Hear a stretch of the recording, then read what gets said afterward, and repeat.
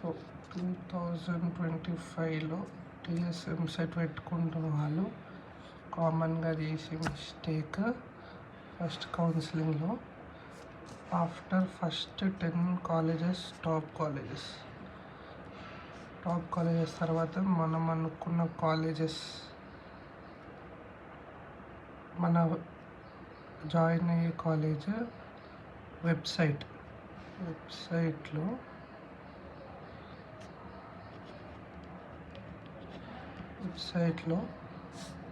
Ranks వెతకాలి. Last year ranks వెతికి అందులో అసలు మన ర్యాంక్ ఉందా. 40,000 అయితే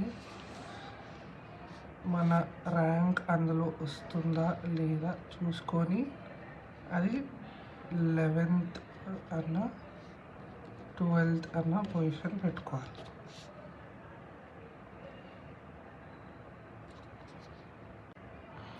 ఇంకోటి, ఫస్ట్ కౌన్సిలింగ్లో వచ్చిన కాలేజ్ చూజ్ చేసుకోకపోతే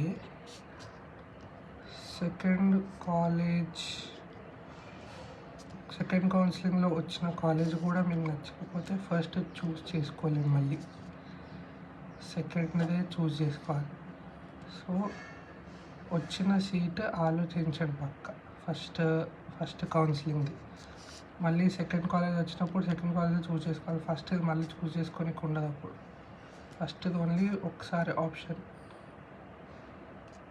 ఇది ఓన్లీ వన్స్.